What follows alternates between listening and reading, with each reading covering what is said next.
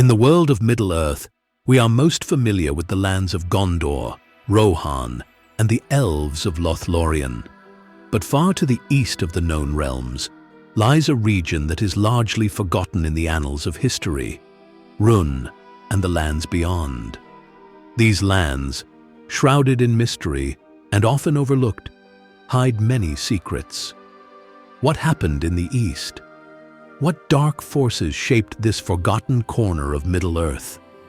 Today, we venture into the unknown, uncovering the hidden truths of the Eastern realms that have long been kept from the eyes of the West.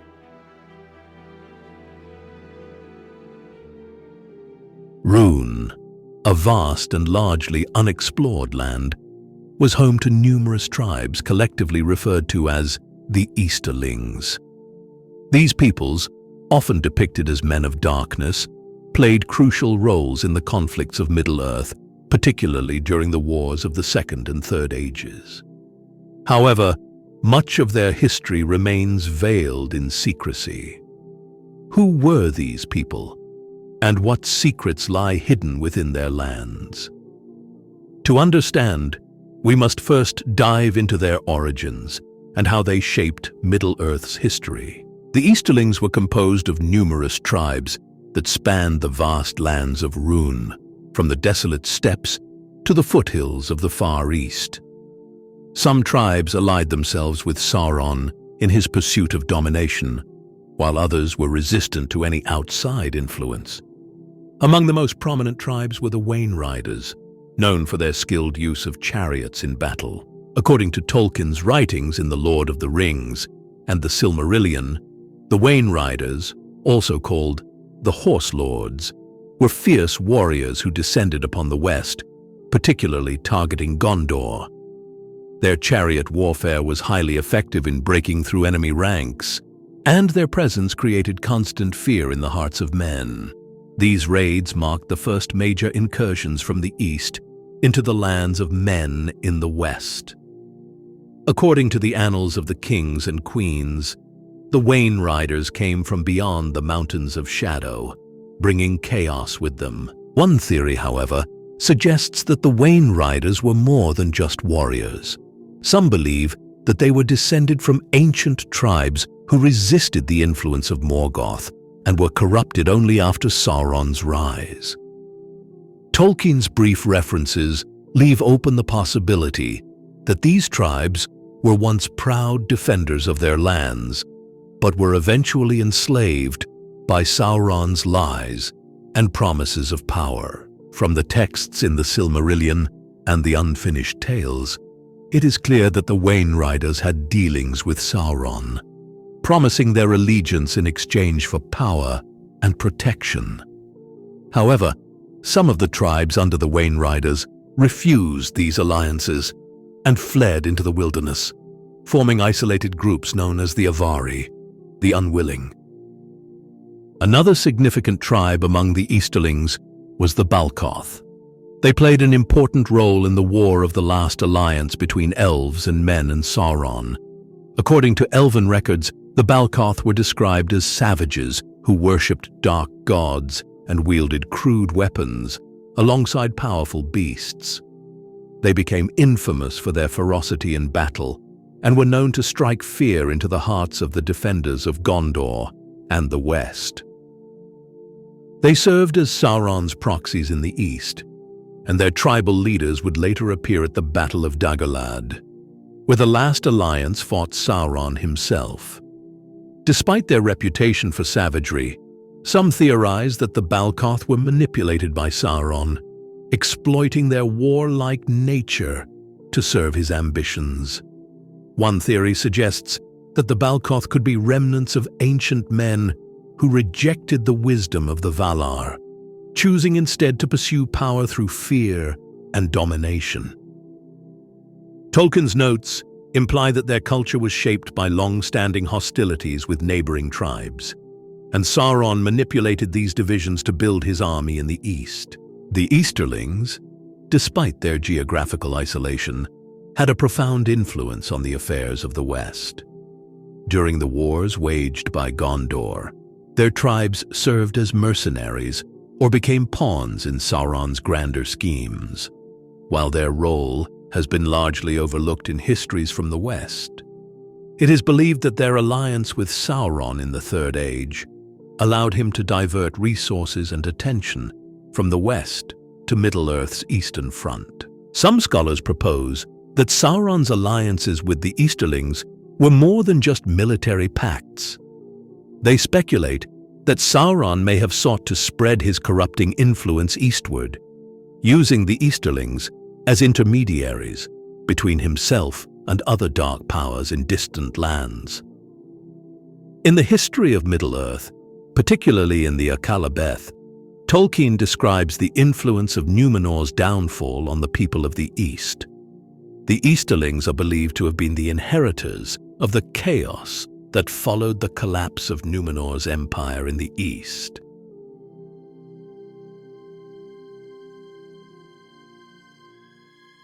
As we journey deeper into the shadowed realms of Middle-earth's East, we encounter two enigmatic figures whose purpose and deeds remain shrouded in mystery: the Blue Wizards, Alatar and Pallando.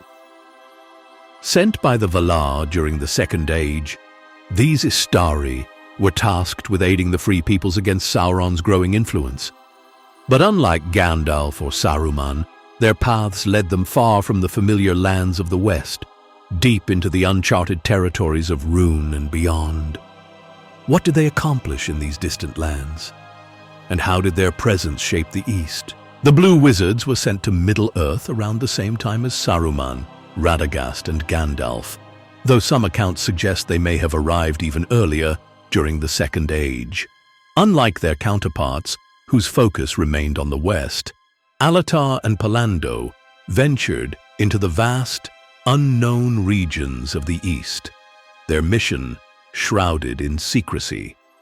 Tolkien described their purpose as disrupting the plans of Sauron among the Easterlings and other peoples of the East. But how did they fare in such perilous lands? In a letter, Tolkien speculated that the Blue Wizards might have failed, becoming ensnared by the cultures they were meant to influence, or even establishing cults and kingdoms of their own. If this is true, their legacy in the East could be a mixture of rebellion and corruption, a fascinating duality that adds depth to their enigmatic story. Some scholars propose that the Blue Wizards might have introduced elements of knowledge and wisdom to these regions, planting seeds of resistance against Sauron's dominion. Others argue that they could have been seen as divine or otherworldly figures, shaping the myths and legends of the Eastern peoples. Given their mission to counter Sauron's influence, it's likely the Blue Wizards directly confronted his agents and emissaries in the East. Sauron's control over the Easterlings was not absolute. Rebellions and rivalries persisted throughout the ages.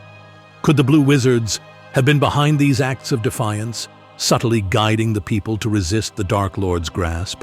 The true fate of Alatar and Pallando remains one of Middle-earth's greatest mysteries. Did they fall to corruption, becoming tyrants in their own right? Or did they achieve quiet victories, their deeds unsung and unrecorded in the annals of the West? Whatever the truth, their presence in the East hints at a richer, more complex tapestry of events than we may ever fully understand. Some enthusiasts propose that remnants of the Blue Wizards' teachings could still linger in the East, preserved in oral traditions or hidden artifacts. Perhaps their efforts, though obscured by time, planted the seeds of resistance that would one day blossom in the most unexpected ways.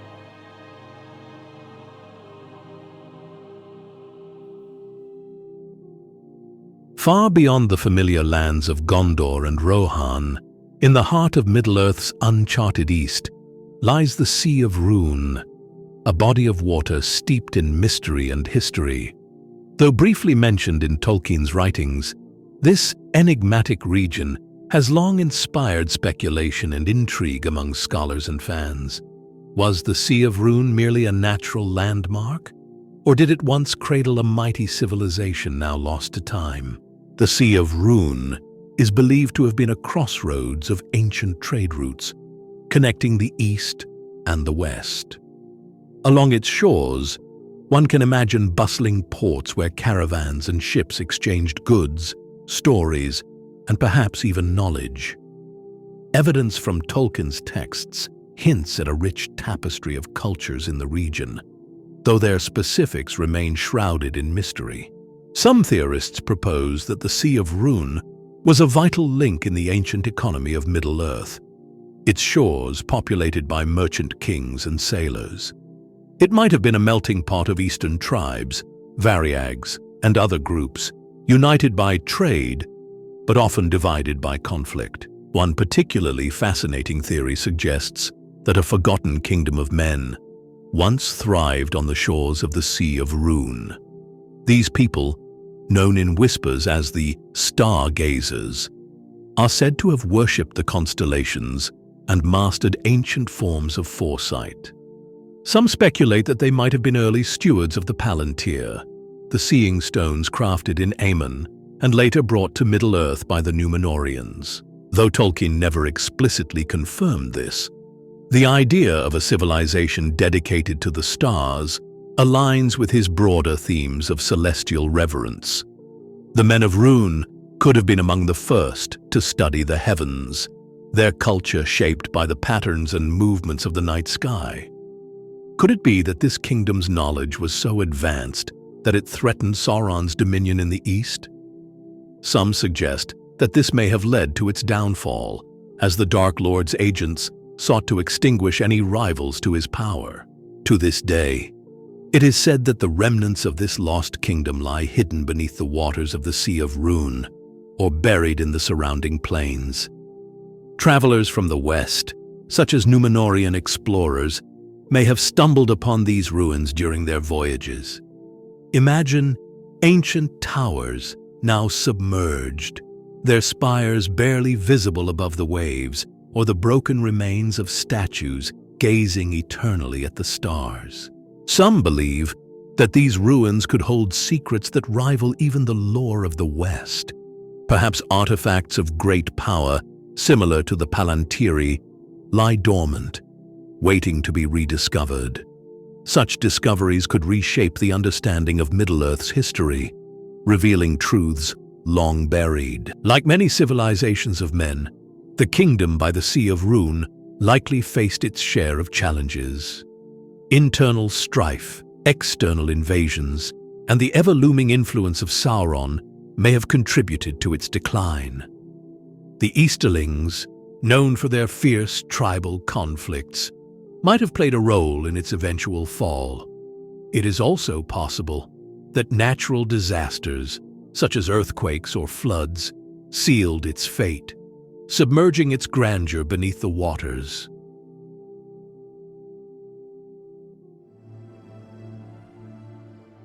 Beyond the Sea of Rhûn and southward into the arid lands of Khand lies a realm steeped in darkness and warlike pride. The Black Serpent, its feared symbol, evokes dread and mystery. The warriors of Khand, with their gleaming scimitars and fierce resolve, stood as stalwart allies of Sauron, from the War of the Last Alliance to the battles of the Third Age. Yet Khan's secrets extend far beyond its battlefield renown.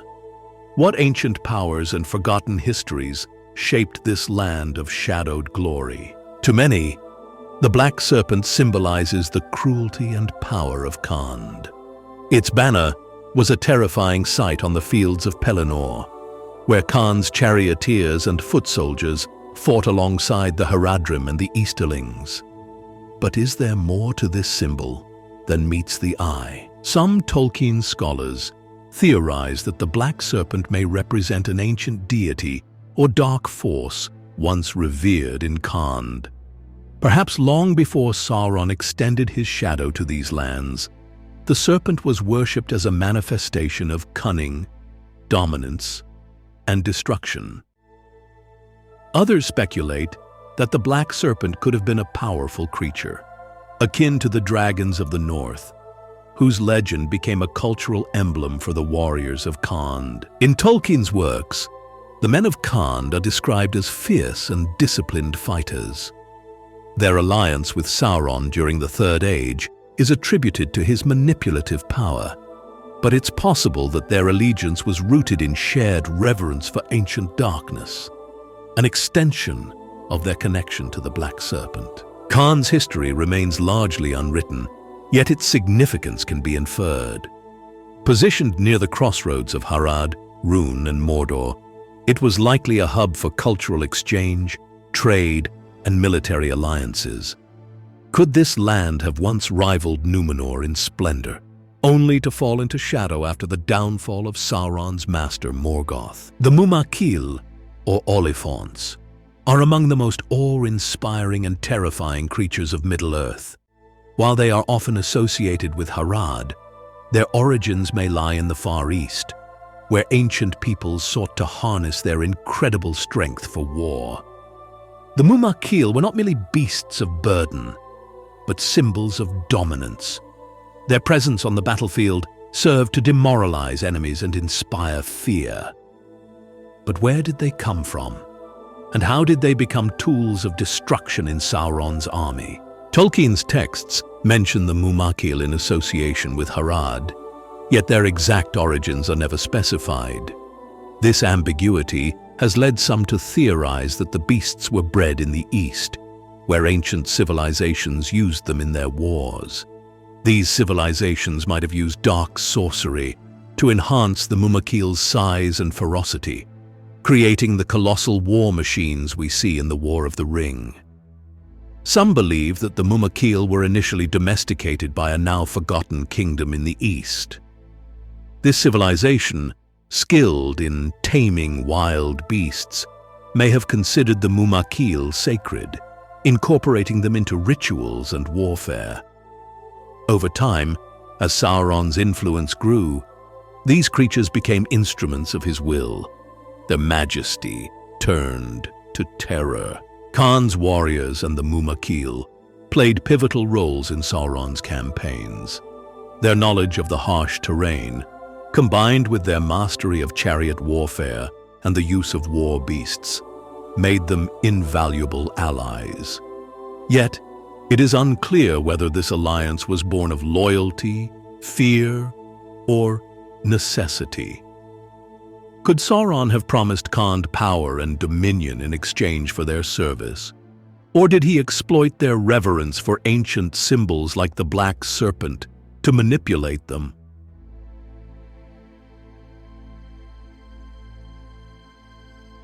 Far beyond the known lands of Middle-earth, at its easternmost edge, lies a place shrouded in legend, the Gates of Mourning. This mythical gateway, mentioned in ancient texts, has long been a subject of speculation among scholars and adventurers. It is said to open into realms untouched by the darkness of Morgoth and Sauron, a land where light reigns eternal. But what lies beyond these fabled gates?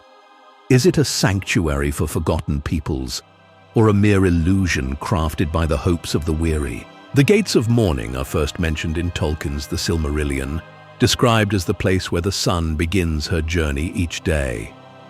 In the cosmology of Arda, the sun rises in the east, passing through these gates before traversing the sky.